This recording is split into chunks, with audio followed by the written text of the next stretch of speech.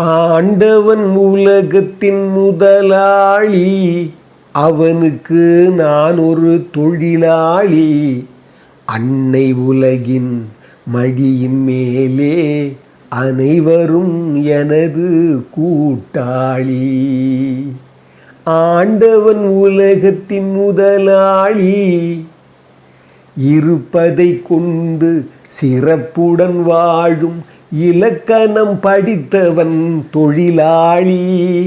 உருக்கு போன்ற தன் கரத்தையே நம்பி ஓங்கி நிற்பவன் தொழிலாளி.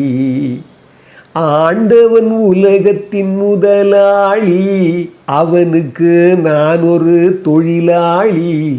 அன்னை உலகின் மடியின் மேலே அனைவரும் எனது கூட்டாளி. அற்புதமானவர்களே, இந்த அற்புதமான சிந்தனை திரு எம்ஜிஆருடைய தொழிலாளின்ற ஒரு படத்தில் திரு ஆலங்குடி சோமுன்னு ஒரு அற்புதமான கவிஞர் எழுதின பாட்டு. இந்த பாட்டு ஒரு பொதுமறை மாதிரி நான் நினைப்பேன். நான் என்னென்னா, இன்றைக்கி இருக்கிற தொழிலாளர் வர்க்கத்துக்கு மட்டும் இல்லை, அனைவரும் எனது கூட்டாளிங்கிற ஒரு வார்த்தையில் எவ்வளோ பெரிய உள்ளடக்கம் இருக்கிறது அந்த வாழ்க்கை. இந்த வாழ்க்கை திறவுகோளில் நான் இதை ஒரு பதிவு பண்ண நினைக்கிற போது, இது சமீபத்தில் ஒரு 2 விஷயம் எனக்கு கிடைக்கும்போது அது ரொம்ப எனக்கு இது பேசியே ஆகணுங்கிற ஒரு எண்ணம் வந்துருச்சு. நான் வாழ்க்கை திறவுகோளில் கிட்டத்தட்ட ஒரு 135 136 பகுதி வந்துட்டோம். எவ்வளவோ விஷயம் அதில் பரிமாறி இருக்கிறோம். ஆனால் பாருங்கள், நான் இதில் என்ன எதுவுமே சொல்ல போகிறதில்ல. நான் அந்த சம்பவத்தை மட்டும் நான் உங்களுக்கு சொல்ல போகிறேன். சமீபத்தில் ஒரு அற்புதமான நண்பர் சாத்தப்பன்னு ஒரு நடிகர், அவர் திரு விவேக்கு, மறைஞ்ச விவேக்கு கூட எல்லாம் நடித்தவர். அவர் பெரிய தீவிரமான ஒரு சிவாஜி கணேசனுடைய ரசிகர். அவர் நான் வாக்கியங்களை மீட் பண்ணுவேன் அப்பப்போ. நான் கடந்து வந்துட்டேன் அந்த ஏரியா விட்டு. அது ஒரு 4 வருஷத்துக்கு முன்னாலெலாம் மீட் பண்ணுவோம். அவர் தொடர்பில் தான் இருக்கிறார், என்னுடைய பதிவெல்லாம் பார்ப்பார். அவர் நான் படித்து வியந்த ஒரு விஷயத்தை வச்சு அவர் எனக்கு அனுப்பிச்சிருந்தார். அந்த வாழ்க்கை திறவுகோளுக்கு ரொம்ப மிக பொருந்தும். கண்ணோட்டத்தில் சொல்லுவார் ஐயா, கண்ணோட்டத்து உள்ளது உலகியல் அக்தின்றேல். அவர் சொல்கிறாரு, உண்மை நிலக்கு பொறைன்றார். அதாவது ஒரு இரக்க உணர்ச்சியும் ஒரு பரோபகாரமும் அடுத்தவங்களுக்கு உதவி செய்கிறது தான் வாழ்க்கை. அதுதான் வாழ்க்கையினுடைய உண்மையான நோக்கம். அது இல்லைன்னா இந்த பூமிக்கே அவன் பாரம். அந்த உண்மை நிலக்கு பொறைன்வார். அதாவது இந்த நிலத்துக்கே அவன் பொறை, அவன் அவன் பாரமாக இருக்கிறவன் அப்படின்வார். அதுக்கு ஒரு எடுத்துக்காட்டாக அவர் அமைச்சிருந்தார். நான் பலமுறை அதை நான் உள்வாங்கினேன். அதான் இப்போ இந்த வாழ்க்கை திறவுகளை சொல்ல போகிறேன். பாருங்கள், இதை சொல்லிட்டு திரு எம்ஜிஆருடைய அதே சம்பவமாக இந்த முன்னால் பாடினோம் பாருங்கள். அந்த சம்பவத்தை அந்த அந்த அந்த அந்த ஈர்ப்புக்கு அவருடைய வாழ்க்கையில் நடந்த ஒரு கதை பாருங்கள். முதல்ல பாருங்கள், ஒரு இரவு நேரம், ஒரு 10:30 மணி, ஒரு சென்னையில் ஒரு பகுதி, ஒரு கிரில்லிருந்து அந்த பக்கம் ஒரு ஆனந்துன்னு ஒரு வாலிபன் அப்படி பார்க்குறான். பார்த்தா கிரில்லுக்கு வெளியே, அவன் தங்கியிருக்கிற கிரில்லுக்கு வெளியே வீட்டில் ஒரு 55 வயசு மதிக்கத்தக்க ஒருத்தர் ஒரு கையில் ஒரு பையை வச்சுக்கிட்டு, கையில் ஒரு அட்ரஸை வச்சுட்டு தேடுறாரு. இவர் கிரில் இந்த பக்கம் இருந்து பார்க்குறாரு அந்த பையன். அவர் உள்ள அந்த வெளியிருந்து கேட்குறாரு, தம்பி நம்பர் 8 யோகானந்த் நகர் இதானே அப்படின்னு கேட்குறாரு. ஆமாம், இது 8 தான், ஆனந்த் நான் தான் அப்படின்றார் அவர். உடனே ஒரு கடிதம் எடுத்து உள்ளே கொடுக்குறாரு அவர் கிரில்ல. வாங்கி பார்க்குறான் அந்த ஆனந்த். அதில் ஆனந்தனுடைய அப்பா எழுதியிருக்கிறார். அவர் பரமேஸ்வரன். அவர் காரைக்கால்லேருந்து வந்திருக்கிறாரு. இரவு நேரம். அவன் அந்த கடிதத்தை படிக்கிறான் உள்ளேருந்தே அந்த ஆனந்தன்றவன். படிக்கும்போது, அன்புள்ள மகனுக்கு நான் அப்பா பரமேஸ்வரன் எழுதுகிறேன்ப்பா. அதாவது வந்திருக்கிறவர் ராமசாமி, என்னோடய நண்பர். அவர் அவன் வாழ்க்கையில் ஒண்டி கட்டியாக ரொம்ப கஷ்டப்பட்டவர். அப்புறமா கடைசியில் கல்யாணமெல்லாம் ஆகி அவருக்கு ரொம்ப நிறைய சோகமான ஒரு வாழ்க்கைப்பா அவருக்கு. அவருடைய ஒரே ஒரு பையன் மகேஷ், ஒரு பையன் இறந்துட்டான். அவன் 22 வயசு. அவன் இறந்ததால், ஒரு விபத்தில் இறந்ததால், அந்த விபத்து குறித்த போலீஸ் விசாரணை, அந்த டிராவல்ஸனுடைய அந்த ஒத்துக்கிட்ட அந்த தொகையினுடைய அந்த கடிதம், இதெல்லாமே சேர்த்து கொண்டாந்துருக்கிறாரு. நான் தான் உங்களுடைய அட்ரஸ் கொடுத்து அமைச்சிருக்கிறேன். அவருக்கு மெட்ராஸ் புதுசு, நீ அவருக்கு கொஞ்சம் வழிகாட்டுப்பா அப்படின்னு சொல்லி அவர் கடிதம் கொடுத்துருக்குறாரு. இந்த ஆனந்த் பார்க்குறாப்புல. பார்த்த உடனே, நான் தாங்க ஆனந்த், உள்ளே வாங்கன்னு அவரை கதவு திறந்து உள்ளே விடுறாரு. உள்ளே உட்கார்றாரு. யார்? அந்த ராமசாமிங்கிற அந்த 55 வயசு அவர். உட்காந்த உடனே தண்ணி கொடுக்குறாரு தம்பி அந்த ஆனந்தன்றவன். கொடுத்துட்டு, உடனே என்ன பண்ணுறான், இருங்க இதை வரேன்னு சொல்லிட்டு என்ன பண்ணுறான், ஃபோன் எடுத்துகிட்டு வெளியே போகிறான். இவன் தண்ணி குடிச்சிட்டு வர்றதுக்குள்ளே உள்ளே என்ன பண்ணால், நீங்கள் முதல்ல உட்காருங்க, சாப்பிட்டீங்களான்னு கேட்டால், சாப்பிட்டீங்களா, நான் காரைக்காலில் புறப்பட்டேன், ஒரு ஈவினிங்குள்ளே வந்துட்டு சொன்னாங்கப்பா, வர முடியல, அதனால் நான் என்ன பண்ணேன், சரி தேடி தேடி வர்றதுக்கு இங்கே லேட் ஆகி போச்சு, 2 வாழைப்பழம் சாப்பிட்டு வந்துட்டேம்மான்னு சொன்ன உடனே, இருங்க முதல்ல நீங்கள் சாப்பிடுங்கன்னு சொல்லி என்ன பண்ணுறான், ஃப்ரிட்ஜு திறக்கிறான். திறந்து என்ன பண்ணுறான், மாவு எடுக்கிறான் அந்த தம்பி, எடுத்து ஒரு 4 தோசை சுட்டு அந்த மிளகாய் பொடியெல்லாம் வச்சு நீங்கள் முதல்ல சாப்பிடுங்கன்னு சொல்கிறான். சாப்பிட்ற அந்த நேரத்தில் நீங்கள் சாப்பிட்டுருங்க, அதை வரேன்னு சொல்லிட்டு மறுபடியும் ஃபோன் எடுத்து வெளியே போய் பேசுகிறான். பேசிட்டு வரதுக்குள்ளே ஒரு சாப்பிட்டு முடிச்சிட்டாரு. கையை கழுவிட்டு என்ன பண்ணார், உட்காந்த உடனே அந்த விவரத்தை கேட்குறான் அந்த தம்பி. பார்த்தா எடுத்து பார்த்தா அதில் தான் அந்த ட்ராவல்ஸு விஷயம் இருக்குது. அந்த பையனுடைய ஃபோட்டோ, மகேஷ் 22 வயசு பையன். அப்போ அந்த தந்தை சொல்கிறாரு, எனக்கு இவனுக்கு முன்னால் 4 பேர் பிறந்து இறந்துட்டாங்கப்பா, எனக்கு ஒரே பையன் மகேஷ்னு பேர். இவன் என்ன பண்ணால் நல்லா படிப்பான், ஒரு ஸ்காலர்ஷிப்பில் தான் ஒரு எம்டெக் முடித்தான், எம்இ முடித்தான்.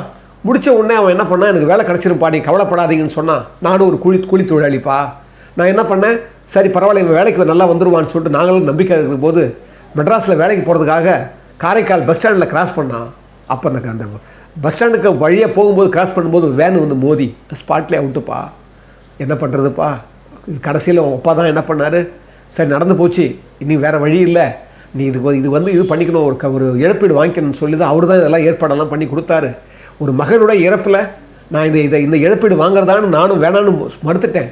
ஆனால் வாழ்ந்தாகணுமே, சாப்பிட்டாகணுமே, என் மனைவி வேறு ஏற்கனவே நோயாளி, இப்போ இந்த பிரச்சனைக்கு அப்புறம் படுக்கை ஆகிட்டா. அப்போ தான் அவர் உன்னுடைய அட்ரஸை கொடுத்து நான் பேசிட்டேன், நீங்கள் போங்கன்னு சொன்னார்ப்பா அப்படின்னு பேசியிருப்பாரப்பா. அப்படி சொன்ன உடனே இவன் பேசிட்டாருன்னு சொன்ன உடனே என்ன பண்ணால், நீங்கள் ஒன்றுமே இல்லை, கவலையெல்லாம் படுங்க, காலையில் நான் ஏற்பாடு பண்ணுறேன்னு சொல்லிட்டு என்ன பண்ணால், அந்த ஆனந்து ஃபுல்லாக அவருக்கு பாய் தலைகணிகள்லாம் கொடுத்துட்டு படுக்க வச்சான். விடிஞ்ச உடனே காஃபி போட்டு கொடுத்த உடனே இவரும் குளித்தான், அவரும் குளித்தான். அப்போ சொன்னார் அவர், அந்த ராமசாமி, அப்பா நீங்கள் இந்த மாதிரி நுங்கம்பாக்கத்தில் தான் அந்த ஆஃபீஸ்ன்னு சொன்னாங்க, அந்த காப்பீடு, இந்த இழப்பீடு வாங்க தொகை, அதனால் இல்லை நானே வரேன், நீ கவலைப்படாதீங்கன்னு சொல்லிட்டு என்ன பண்ணால், அவரே தன்னுடைய பைக்கில் கொண்டு போய் வழியில் டிஃபன் கொடுத்து 2 பேரும் சாப்பிட்டு நேராக அந்த நுங்கம்பாக்கம் அந்த ஆஃபீஸுக்கு போனாங்க. போயிட்டு இவனே இருந்து அந்த செக்கு வர்றதுக்கு மதியானம் ஆகிடுச்சு.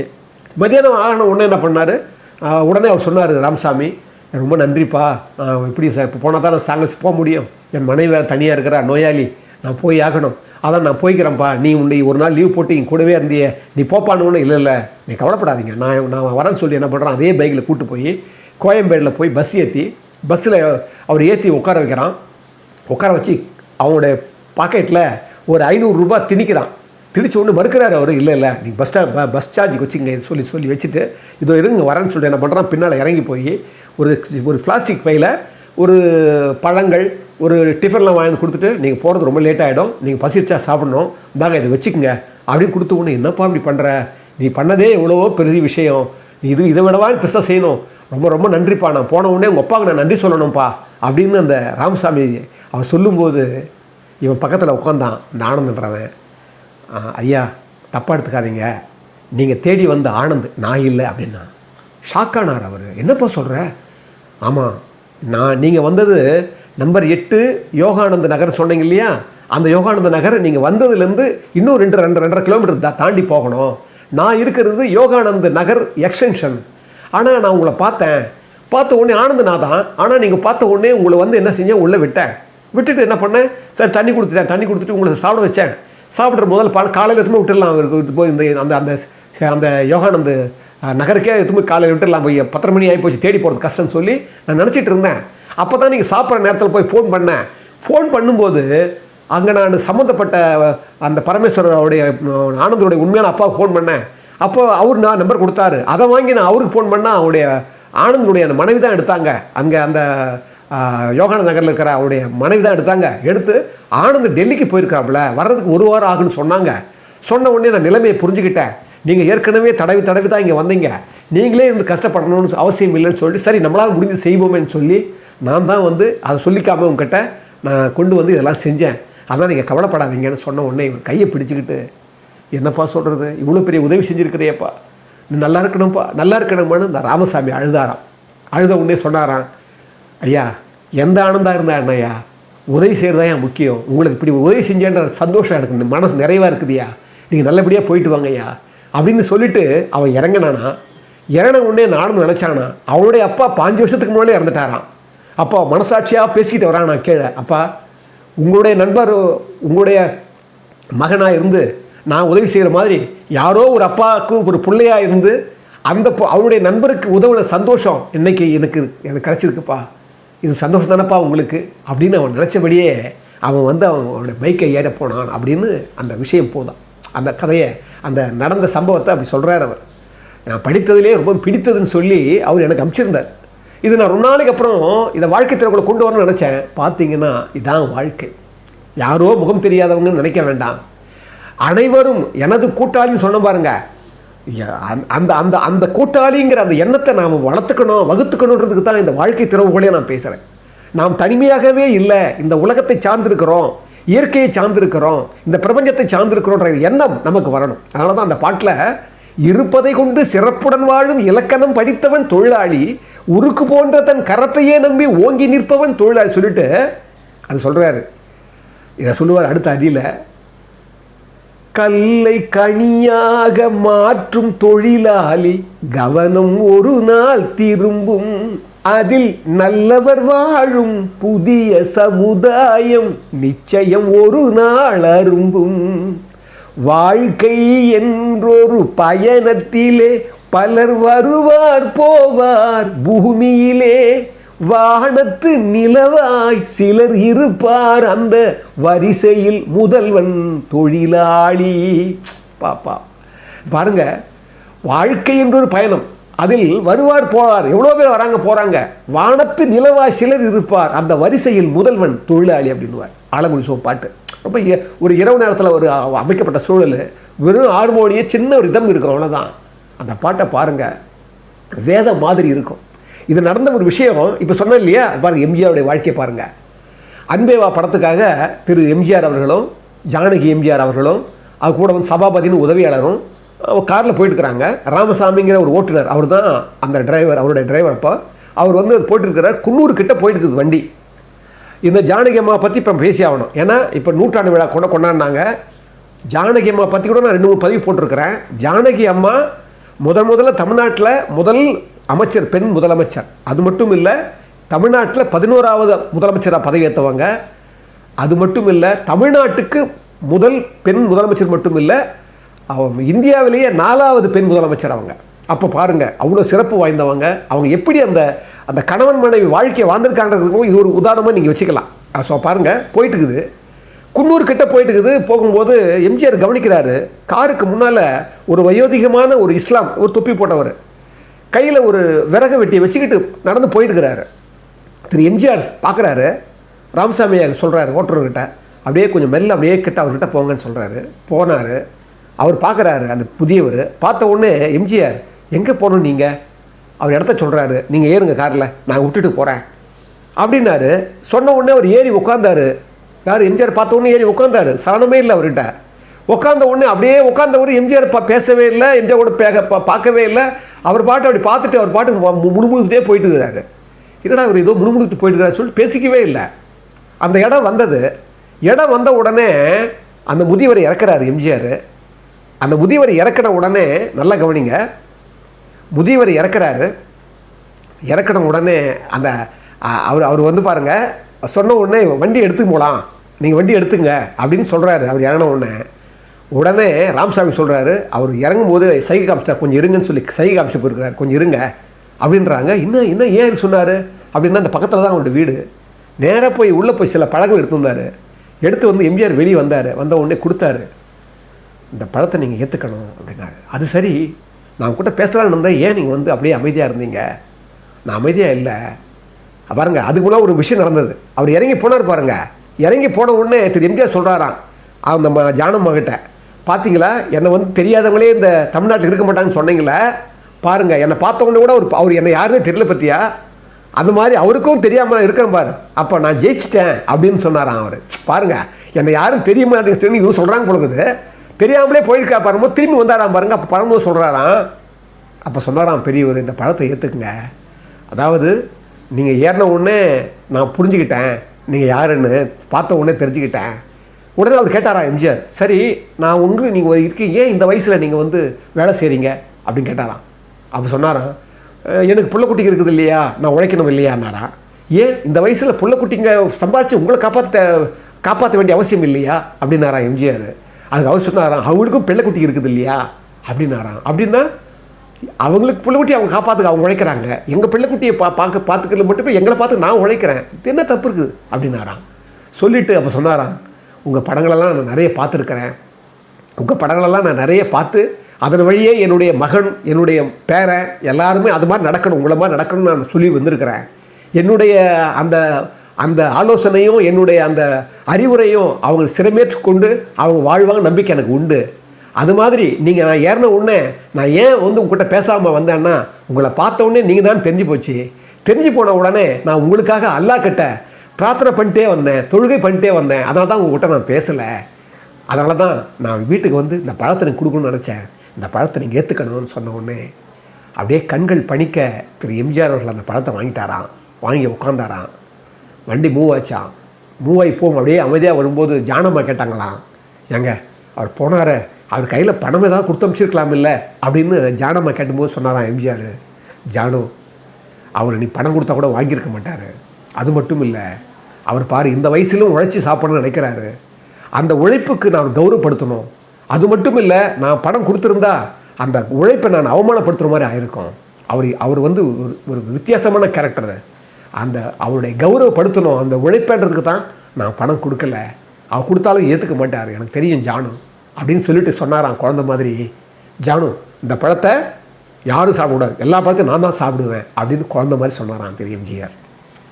அதை பார்த்துட்டு ஜானம்மா கண் கலங்கிச்சான்.